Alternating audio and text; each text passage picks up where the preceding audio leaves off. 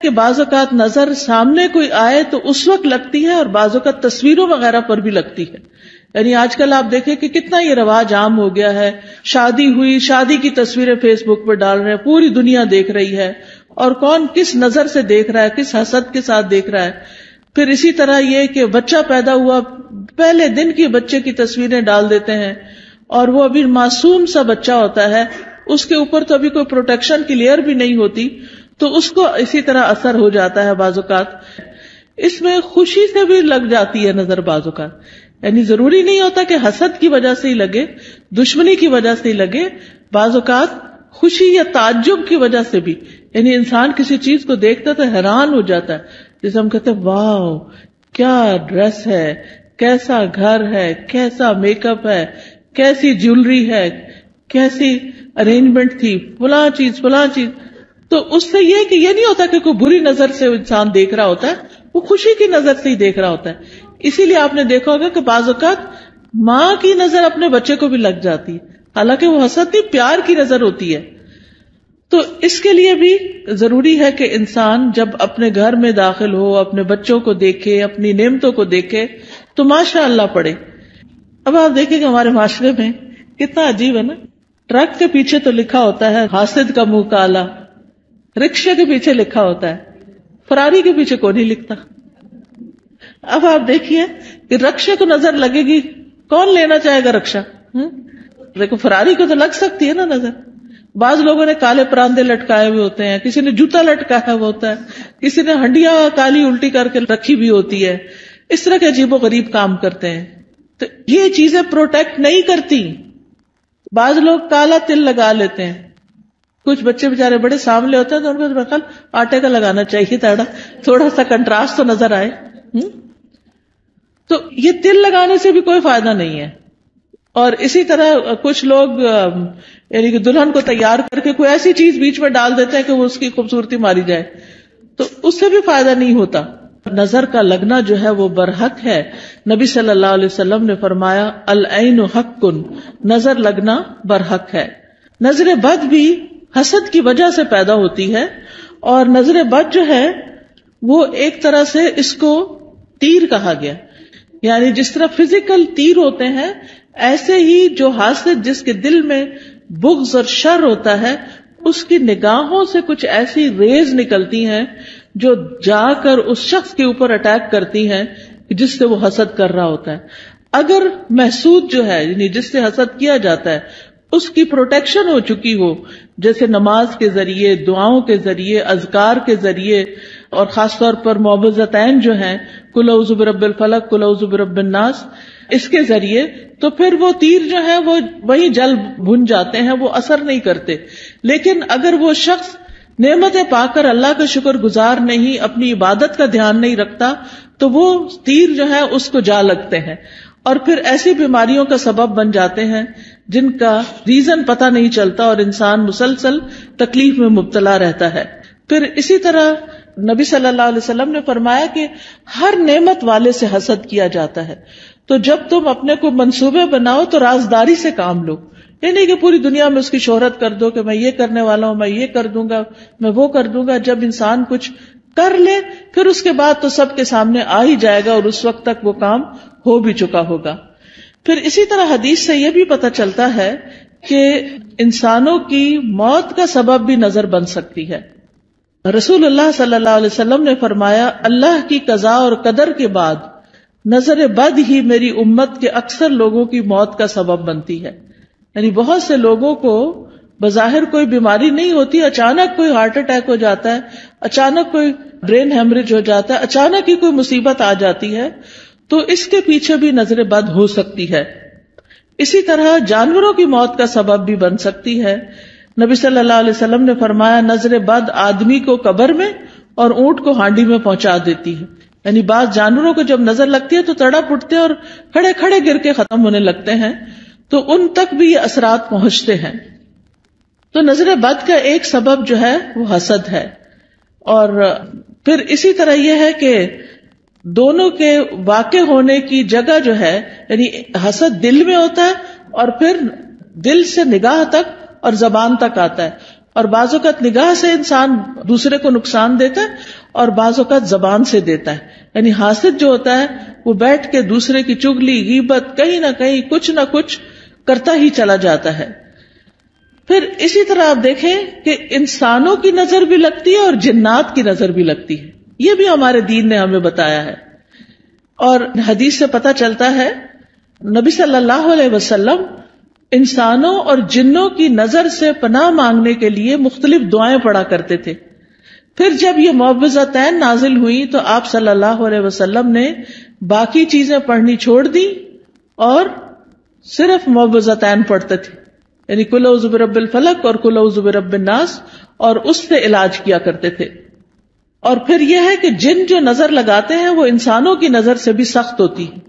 اور انسان تو ہمیں نظر بھی آ جاتے ہیں جب ہمیں پتہ چلتا ہے کہ فلاں شخص جو ہے وہ ہم سے حسد کرتا ہے یا ہمارے بارے میں اس طرح سمجھتا ہے، تو ہم اس سے بچنے کی بھی کوشش کرتے ہیں جتنے حد تک بچ سکیں.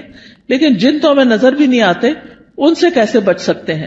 ان سے صرف یہ ہے کہ ان دعاؤں کو صبح و شام پڑھا جائے، اذکار کو، تو اس سے انسان محفوظ رہ سکتا ہے. قرآن مجید میں آتا ہے سورۃ الکہف میں وَلَوْلَا إِذْ دَخَلْتَ جَنَّتَكَ قُلْتَ مَا شَاءَ اللَّهُ لَا قُوَّةَ إِلَّا بِاللَّهِ، اور جب تم اپنے باغ میں داخل ہوئے تو تم نے یہ کیوں نہ کہا کہ جو اللہ نے چاہا، یعنی یہ اللہ کے کرنے سے ہی سب ہوا ہے. کیونکہ حقیقت یہ ہے کہ جو بھی نعمت ہمارے پاس ہے یہ ساری کی ساری اللہ پاک کی طرف سے ہے. قرآن مجید میں آتا ہے وَمَا بِكُم مِّن نِّعْمَةٍ فَمِنَ اللَّهِ، تمہارے پاس جو بھی کوئی نعمت ہے وہ اللہ کی طرف سے ہے. ابن حجر کہتے ہیں نظر کبھی خوشی اور تعجب کی صورت میں بھی لگ جاتی ہے، اگرچہ وہ کسی محبت کرنے والے کی طرف سے ہو، اور کبھی وہ کسی نیک آدمی کی طرف سے بھی ہو سکتی. یعنی نیک آدمی کسی کی نیکی پر خوش ہو رہا ہے تو اس سے بھی ہو جاتا ہے. تو جب کسی کی کوئی چیز دیکھیں تو فوراً برکت کی دعا دے کہ اللہ ان کو برکت دے. اچھا کھانا دیکھیں، اچھا ڈریس دیکھیں، اپنے بچے کو کوئی نیکی کا، خیرات کا، صدقات کا کوئی اچھا کام کرتے ہوئے دیکھیں. اس سب چیزوں پر ہم کیوں ایسا کرتے ہیں؟ بچہ پیدا ہوتا ہے ہم کہتے ہیں مبارک دینی ہے، کوئی حج پہ جاتا ہے تو ہم واپس آتا ہے تو ہم اس کی مبارک دیتے ہیں، کسی کی شادی ہوتی ہے تو ہم مبارک دیتے ہیں، کسی کا بزنس اچھا فلرش کر جاتا ہے تو اس پہ مبارک دیتے ہیں، کبھی کسی کے جاب اچھی لگ جاتی ہے، کسی کو کوئی عہدہ ملتا ہے تو اس کو مبارک دیتے ہیں. تو ہمارے دین میں جو مبارک کا کانسیپٹ ہے اس کا مطلب یہ ہوتا ہے کہ اللہ تمہیں اس میں برکت دے اور حاسد یا خوش ہونے والے دونوں کی نظروں سے بچائے. یعنی کہ جو بری نظر سے دیکھ رہا ہے اس سے بھی بچو، اور جو اچھے خوش ہو کے اپنے ہی بہن بھائی، اپنے ہی والدین، ان کی بھی نظر سے بچ سکو. پھر اسی طرح کچھ نظریں بیمار کرنے والی ہوتی ہیں. اب آپ دیکھیں ریز کا کانسیپٹ تو آج کے دور میں بہت آسانی سے سمجھ آتا ہے. مائکرو ویو میں کیا ہے؟ ویوز ہی تو ہیں، ریزز تو ہیں، وہی تو اس کھانے کو گلا کے پکا کے جلا بھی دیتی ہیں. کوئی آگ تو نہیں لگی ہوتی مائکرو ویو کے اندر، یہ کیا چیز جلاتی ہے؟ ریز ہوتی ہیں. اسی طرح آپ دیکھیں ہمارے یہ ٹیلی فون وغیرہ ہیں، ان کے اندر سے بھی ریز نکلتی ہیں. تو اگر نان لیونگ تھنگس کے اندر سے ریز نکل رہی ہیں تو لیونگ تھنگس کے اندر سے بھی ریزز نکلتی ہیں. انسانوں کی آنکھوں سے بھی ریزز نکلتی ہیں، ان کے بھی اثرات ہوتے ہیں، اور وہ بعض اوقات دوسرے کی روح کو بیمار کر دیتے ہیں. حضرت ام سلمہ کے پاس ایک لڑکی تھی جو پیلی زرد پڑی ہوئی تھی، تو نبی صلی اللہ علیہ وسلم نے فرمایا کہ اس کو نظر لگی ہے. آپ نے بتایا کہ اس کی رنگت کیوں تبدیل ہو گئی ہے؟ اس کو نظر لگی ہے تاکہ اس کا علاج کیا جائے. بعض اوقات انسان کے جسم کے صرف کسی ایک حصے کو لگتی اور وہ حصہ بیکار ہو جاتا ہے. پھر اسی طرح بعض نظریں جو ہیں وہ آگ والی ہوتی ہیں، ان کو ناری نظریں کہتے ہیں. پھر اسی طرح یہ یاد رکھیے ایک بات کہ جو ہوتا ہے اللہ کے اذن سے ہوتا ہے، یعنی اس بندے کے اندر کوئی طاقت نہیں. اور اگر کوئی بندہ کہے کہ میں فلاں کو نظر لگانے لگاؤں تو نہیں لگا سکتا. اچانک لگ جائے اور بات ہے، خود سے کوئی نہیں لگا سکتا، کیونکہ اس میں بھی جو ہوتا ہے اللہ کے اذن سے ہوتا ہے. کیونکہ ہم فوراً لوگوں کو بلیم کرنے لگتے ہیں، وہ فلاں آئی تھی نا اس لیے یہ ہوا ہے، فلاں نے ایسا کیا، فلاں، وہ تو ایک سبب بنا. تو لوگوں کو بلیم کرنے کی بجائے یہ سوچے یہ میری تقدیر میں تکلیف لکھی تھی اس لیے آ گئی. تیسرا بڑا سبب اذکار اور تلاوت قرآن اور نمازوں کی پابندی نہ کرنا، اس سے نظر لگتی ہے، اس سے یہ شیطانی اثرات حملہ آور ہوتے ہیں. کیونکہ ذکر جو ہے اللہ کا یہ ایسے ہی ہے جیسے قلعہ ہوتا ہے. جب انسان ذکر کرتا ہے تو وہ قلعے کے اندر چلا جاتا ہے، اور پھر قلعے کے باہر جو بھی دشمن ہوتا ہے وہ اس کے اوپر قابو نہیں پا سکتا.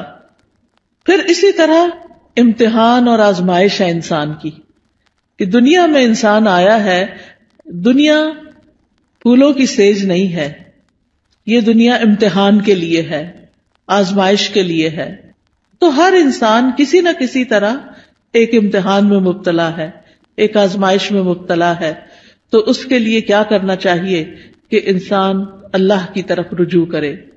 تو یاد رکھیے کہ جب نظر لگتی ہے تو اس کے کچھ علامتیں ہوتی ہیں، کچھ جسمانی علامتیں ہیں.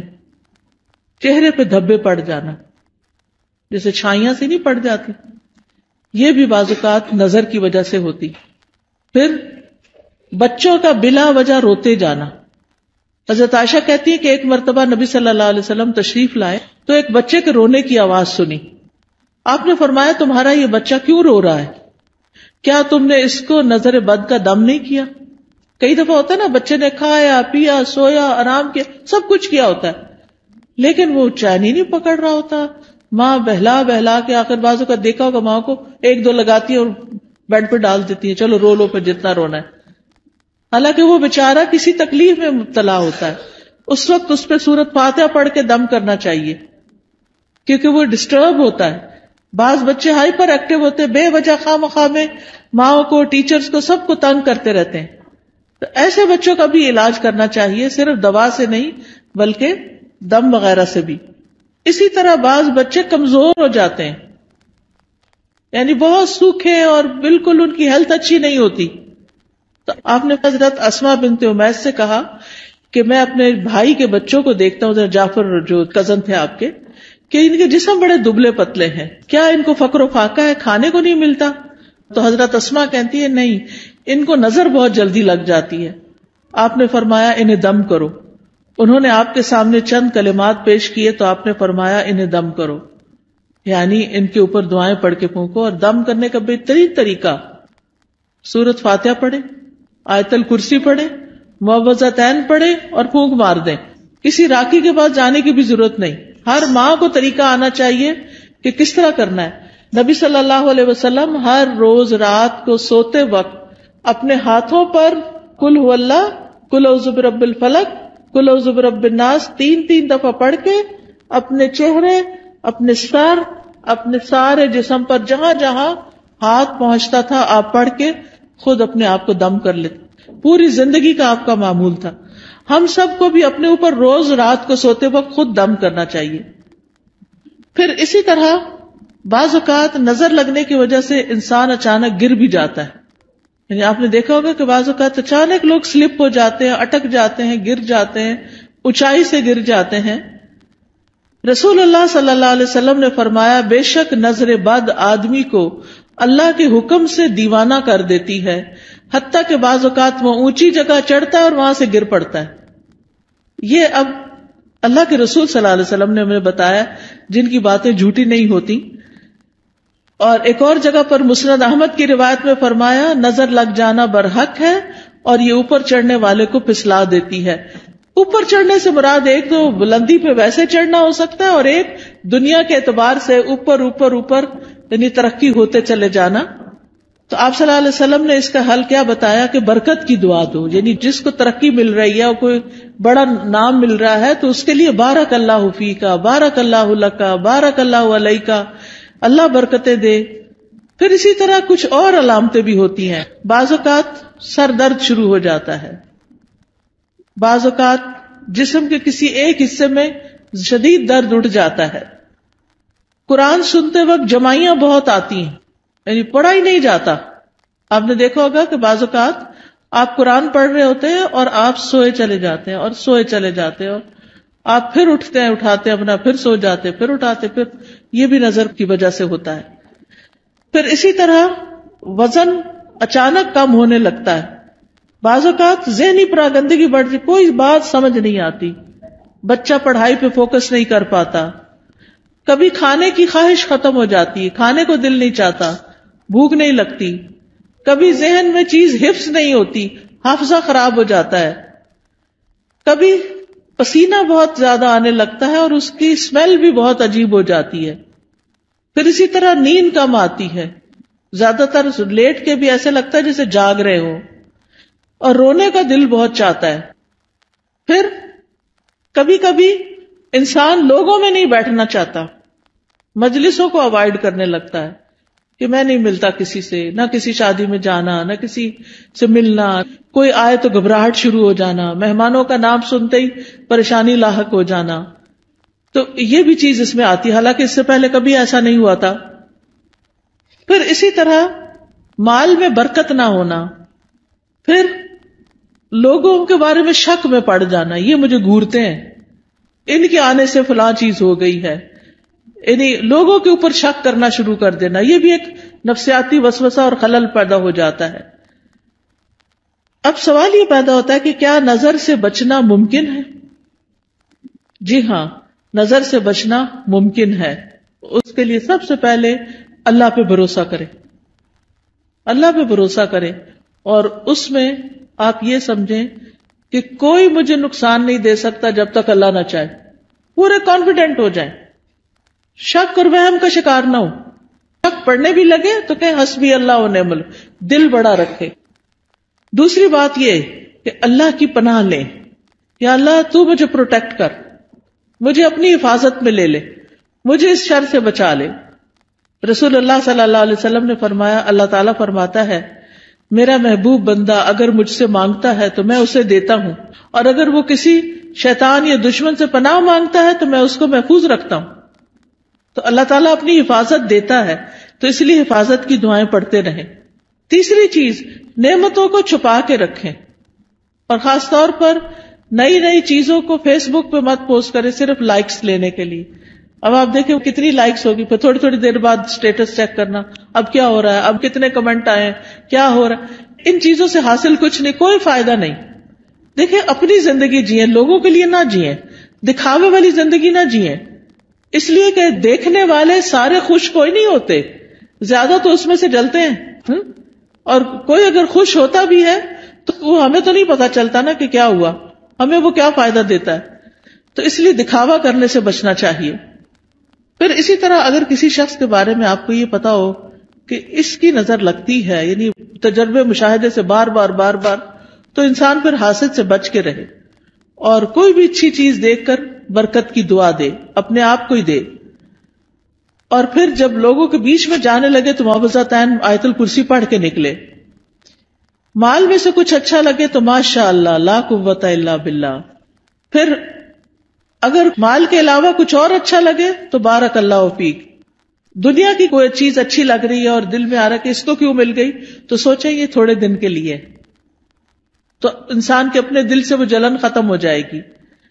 پھر اگر کوئی شخص بیمار ہو، مصیبت میں ہو، تو اس وقت دعا پڑھنی چاہیے، الحمدللہ الذی عافانی مما ابتلاک بہ وفضلنی علی کثیر ممن خلق تفضیلا۔ پھر اسی طرح شرکیہ کاموں سے بچنا چاہیے، یعنی کسی اونٹ کے گلے میں کوئی تانت باندھ دینا، کوئی تعویذ لٹکا دینا، آپ صلی اللہ علیہ وسلم نے ان کو کاٹنے کا حکم دیا، یہ چیزیں پروٹیکٹ نہیں کرتی، یہ شرکیہ عمل ہو جاتا ہے، اس سے بچنا چاہیے۔ کثرت سے اللہ کا ذکر کرنا چاہیے، کیونکہ ذکر جو ہے وہ ایک قلعے کی طرح ہے۔ پھر قرآن سے علاج کرنا چاہیے، کیونکہ قرآن شفا ہے۔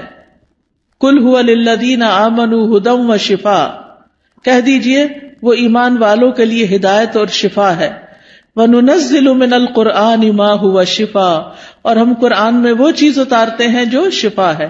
تو قرآن کی تلاوت، قرآن کو سمجھ کے پڑھنا، قرآن کی کچھ آیات کو پڑھنا جیسے آیت الکرسی وغیرہ ہے۔ سورۃ الفاتحہ سے علاج، اور سورۃ الفاتحہ میں خاص طور پر ایاک نعبد و ایاک نستعین پڑھے کہ اللہ صرف تیری ہم عبادت کرتے ہیں، صرف تجھ سے ہم مدد چاہتے ہیں، تو ہماری مدد کر۔ تو یہ توحید کا خلاصہ ہے، اور اس سے انسان کی اللہ تعالیٰ مدد فرماتے ہیں، یعنی سب سے بہترین وسیلہ توحید کا دے۔ اگر مرض زیادہ ہو جائے تو سورۃ البقرہ پڑھیں، تو آیت الکرسی پڑھیں، سورۃ فاتحہ پڑھیں، لیکن یہ جو ہم کالی مرچیں جلا کے اور ان کی دھونی دے کے اور اس طرح کے کام کرتے ہیں، یہ سنت میں کچھ ثابت نہیں ہے. پھر اسی طرح کوئی چیز گرے لگا کے باندھنی اور پہننی نہیں چاہیے، یہ بھی شرک میں شامل ہو جاتا ہے. یہ سحر کی ایک قسم ہوتی ہے. پھر اسی طرح سکینت والی آیات اور شفا والی آیات یہ سننی بھی چاہیے، اور پھر دعاؤں کے ذریعے اور دم کے ذریعے علاج کرنا چاہیے، لیکن شرکیہ دم سے بچیں.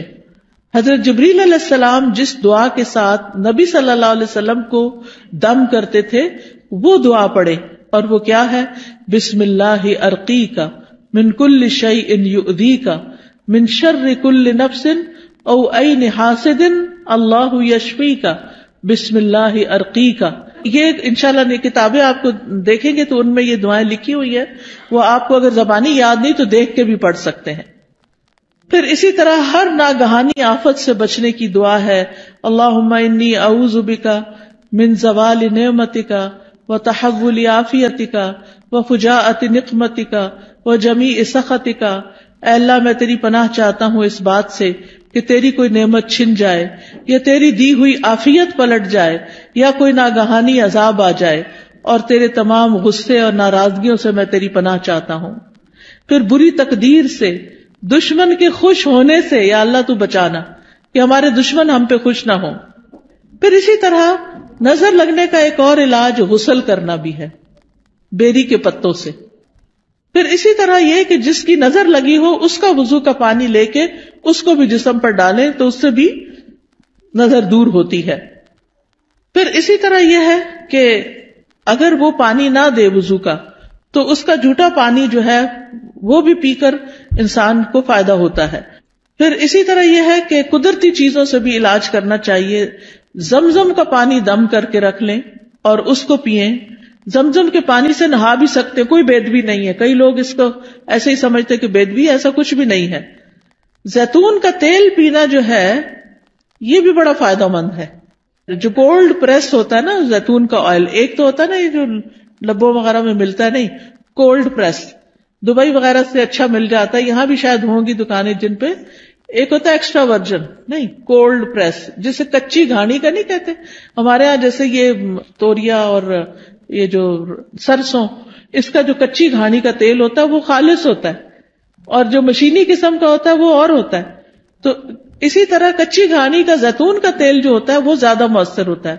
تو صبح کے وقت زیتون ایک چمچہ پی لیں اٹھ کے، جیسے آپ وضو کر کے آئے، آ کے ایک چمچہ زیتون کا پیئے، پھر نماز وغیرہ پڑھے. اس کے آدھے گھنٹے تک کچھ کھائیں پیئے نہیں، اور وہ نماز وغیرہ میں ذکر اذکار میں آدھا گھنٹہ گزر جاتا ہے. نبی صلی اللہ علیہ وسلم نے فرمایا کلوا الزیت وادہنوا بہ فانہ من شجرۃ مبارکۃ. زیتون کا تیل کھاؤ بھی اور لگاؤ بھی، کیونکہ یہ مبارک درخت ہے. قرآن مجید میں اس کو مبارک درخت کہا گیا ہے. پھر جسم پر زیتون یا کلونجی کا تیل ملنا یہ بھی بیماریوں کو کم کرتا ہے. پھر اسی طرح دم کیا ہوا پانی جو ہے وہ ناک میں ڈالنا اور جھاڑنا. شہد کھانا وہ بھی علاج ہے. کلونجی کے دانے نہار منہ کھانا 3 یا 7 یا 5. تلبینہ کھانا، اس سے غم دور ہوتا ہے. اجوا کھجور کھانا، حدیث میں آتا ہے کہ جو 7 اجوا کھجوریں کھا لے اس کو اس دن کوئی جادو زہر چیز اثر نہیں کرے گی. پھر اسی طرح سنا مکی، سنوت جو ہے، فرمایا یہ موت کے علاوہ ہر بیماری کا علاج ہے. سنا مکی جو ہوتا ہے وہ اگر اس کے پتے وغیرہ ہوتے ہیں، اگر کاوے کی طرح اگر آپ بنا کے اس کو پیئیں تو پیٹ کو بھی صاف کرتی ہے. پھر شہد، زیتون کا تیل، کلونجی کو ملا کے استعمال کریں، تینوں کو ہم وزن ملا لیں، اور یہ سارے زہر ٹاکسنز جو ہے نا جسم سے نکال دیتی. یعنی جتنا شہد ڈالیں اتنا زیتون، اتنا کلونجی کا آئل، تو ان کو ملا کر، یعنی کہتے ہیں کہ جو اگر کسی کو نظر بد ہو یا جن ہو تو یہ جسم کو پاک کر دیتی ہے یہ چیز. حجامہ کرانا، حجامہ جو ہے وہ بھی ایک بہترین علاج ہے نظر بد کا. تو یہ تمام چیزیں جو ہیں جب انسان کرتا ہے تو اللہ تعالیٰ شفا دیتا ہے. علاج کی نیت سے صدقہ کرنا، ایک صدقہ ہوتا ہے ویسے انسان روزانہ کچھ نہ کچھ اللہ کے راستے میں دیتا ہے، اور ایک اس لیے دیتا ہے کہ میرا علاج ہو جائے. اس کے لیے ضروری نہیں کہ کوئی بکرا دیا جائے یا کوئی اور اس طرح کی چیز. جو بھی کسی کی ضرورت ہے اگر آپ وہ پورا کر دیتے ہیں تو وہ بھی آپ کے لیے فائدہ مند ہو جاتا ہے.